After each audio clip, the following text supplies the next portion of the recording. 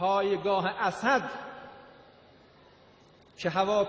فرماندار سپاه قدسیا ایرانی قاسم سلیمان سردان سوریا کر اولور را گهاند کل سوریا ده گوهرتن سیر بو جهان بقومن اولوگوری مدیاین ایرانی فرماندار سپاه قدسیا وی ولاتی سردان نفچه جورین لدشتا لازقیه یا سوریا کریه قاسم سلیمان کو دپرانیا شر نفخایین و داویه للبنان و سوریا و به تایبت شر لدجی چکدار داعش العراق دا بشدار بویا نهال سوریا لگوری آگاهیان قاسم سلیمان لسوریا راگهاندیه کوده ده چند روژین بیدا گوهارتنین مزن و سیر لسوریا بقومن کو جیهان بوان گوهارتنان را ماتمایی ببه و کس شی تخمینا و یکه ناکه پشتیوان داخویانیین سلیمانی و آماجین لوازبونا سپاه و حکومت سوریا جبور و بروبونا داعش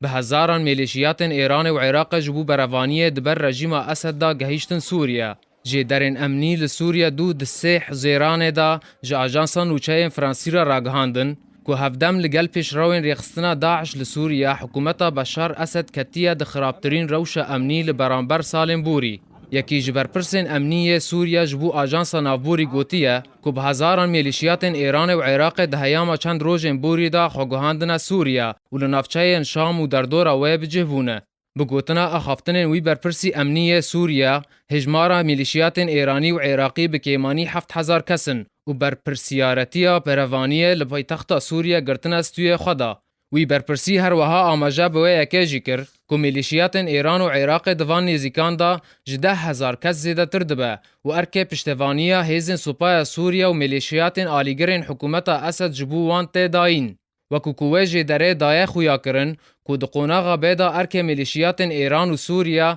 ده کنترول کرنا نافچه جسر الشغور به جبر که دکارن جوه نافچه رین سرکه لهمبر گهیشتن بو حمس و دریای ناوراست کنترول بکن و لگوری آمارن داویه ین کشتین چکدارن ایرانه که جعالیه کنال العربیه و هاتنه بلاف کرن هجمار وان دگه دوست کسان ایران با آوائه که اشکره راگهاندیه که پشتوانیه لرژیم سوریا به سروکتیه بشار اسد دکه و تکز کریه که ده لسر پیشکش کرنا آلیکاری نخواب و حکومت وی ولاتی بردوام به هر وها ایران و روسیه هف پیمان سرکه این رژیم سوریا ده شر نفخایی وی ولاتی دانه و بردوامن به آلیکاری ابوری و سربازی جبو شامه